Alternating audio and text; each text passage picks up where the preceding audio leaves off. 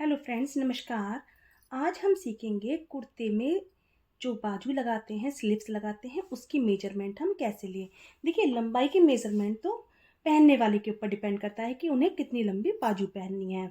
ठीक है, तो उसकी मेजरमेंट तो हम लंबाई की मेजरमेंट पहनने वाले के हिसाब से लेंगे, लेकिन जो चौड़ाई ली जाती है वो हमें कितनी रखनी चाहिए, इसमें कंफ्यूजन पैदा हो जाता है। तो सबसे पहले तो आपने जितनी भी चेस्ट पर कुर्ते की कटिंग करी है, यानी कि जब हमने कुर्ते की कटिंग करी थी, माना हमने जैसे ये कुर्ता तैयार करा है, तो इसकी जो हमने चेस्ट ली थी, यानी कि चेस्ट हम कितना लेते हैं, इतना हिस्सा लेते हैं। तो चेस्ट का जितना भी पार्ट लिया था आपने, 10, 11, 12, जितना भी आपने चेस्ट का पार्ट लिया है, आपको उतनी ही चौड़ाई यहाँ पर रखनी है। माना मैंने 12 इंची उसमें चेस्ट का पार्ट लिया है, तो मैंने यहाँ भी ये देखिए 12 इंची टोटल कपड़ा लिया है। तो टोटल इसी में आपका मार्जिन आ जाएगा और इसी में आपकी बाजू की चौड़ाई आ जाएगी, यानी कि जितना हमने कुर्ती की कटिंग करते वक्त चेस्ट रखी थी, उतनी चौड़ी आपको बाजू की यहाँ से चौड़ाई रखनी है। अब हम यहाँ देखेंगे, अगर हमारे कुर्ते की चेस्ट 12 इंची से ज़्यादा होती है या 12 इंची होती है, तो हमें यहाँ पर साइड में 3.5 इंची का निशान इस तरीके से लगाना होता है।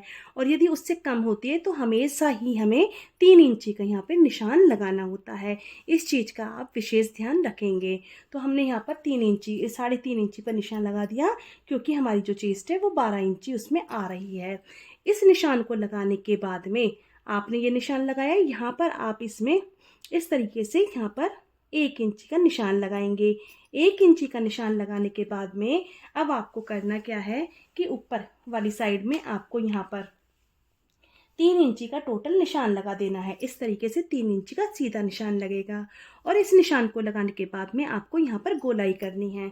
ये देखिए, आपको यहाँ पर हल्के हाथ से इस तरीके से डॉट डॉट लगाते हुए इस तरीके से गोलाई कर देनी है। यह गोलाई करनी बहुत आसान होती है। धीरे धीरे डॉट डॉट लगाते हुए आप ऐसे गोलाई कर दें। ये देखिए, हमने कितनी आसानी से ये गोलाई कर दी है। अब मैं इसको आपको डार्क करके दिखा देती हूँ। ये देखिए, ये हमारी यहाँ पर गोलाई इसमें हो गई है। अब ये हमारे बैक वाले पार्ट की गोलाई है। एक बार मैं इसको नाप को दिखा देती हूँ आपको। ये देखिए, ये यहाँ पर 12 इंच ही बिल्कुल तैयार आई है। मैं आपको फिर से नाप के दिखाती हूँ। ये हम इसको इस तरीके से नापेंगे बिल्कुल। ये देखिए, बिल्कुल 12 इंची एग्जैक्ट तैयार आई है। इसका मतलब ये हमारी बाजू की जो चौड़ाई है बिल्कुल परफेक्ट है। अब हमें इसके फ्रंट पार्ट की भी गोलाई करनी है। फ्रंट पार्ट की गोलाई करने के लिए आपको यहाँ पर ये जो आपने ये करा है टोटल, ये 3 इंची वाला जो निशान है, इस निशान से इस निशान पे 8.5 इंची आया है, तो 4.25 इंची पर आप एक निशान लगा देंगे। इस तरीके से निशान लगा देंगे। जितना भी ये निशान है उसमें आपको 1 इंची नीचे ये निशान लगाना है, इस तरीके से। और ये यहाँ पर धीरे धीरे डॉट डॉट करते हुए आपको यहाँ मिलाना है, और ये वाला हिस्सा इसमें इस तरीके से ऊपर मिला देना है। तो इस तरीके से ये आपके फ्रंट पार्ट की कटिंग हो जाएगी। तो देखिए, ये बाजू का हमने ऊपर वाला निशान लगा लिया है। अब हम बाजू का नीचे का निशान लगाना सीखेंगे। बाजू की मोहरी हमारे ऊपर डिपेंड करती है कि हमने कितनी रखनी है। माना मुझे इस वाले नाप में बाजू की मोहरी रखनी है 5.5 इंची, तो 5.5 इंची का हम एक निशान लगाएंगे। इसके बाद जैसे 1 इंची का हमने यहाँ निशान लगाया था, ठीक इसी तरीके से 1 इंची का हम यहाँ पर निशान मार्जिन का लगा देंगे। इसके बाद अब हम इन दोनों निशानों को आपस में मिला देंगे। ये देखिए, इस तरीके से हम इन दोनों निशानों को आपस में मिला देंगे।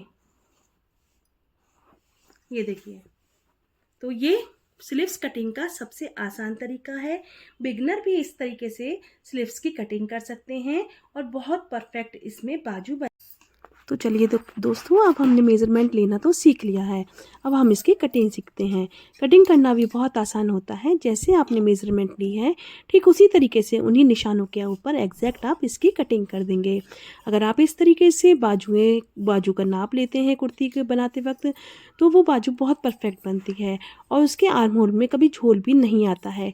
जैसे आर्म होल में झोल आ जाता है या खिंचाव पड़ जाता है, तो वो सारी समस्याएं भी इस तरीके से कटिंग करने पर दूर हो जाती हैं, क्योंकि बाजू की हमने परफेक्ट नाप ली हुई होती है। और ध्यान रखें कि बाजू को कुर्ती में जोड़ते वक्त बाजू का हिस्सा थोड़ा लूज पकड़े और कुर्ती का हिस्सा शोल्डर वाला थोड़ा सा मतलब हल्का सा टाइट रह गई। तो इस तरीके से बाजू जोड़ेंगे तो कभी उसमें झोल नहीं आएगा। आपको मेरी वीडियो पसंद आई हो तो लाइक शेयर सब्सक्राइब कीजिएगा। थैंक यू, धन्यवाद।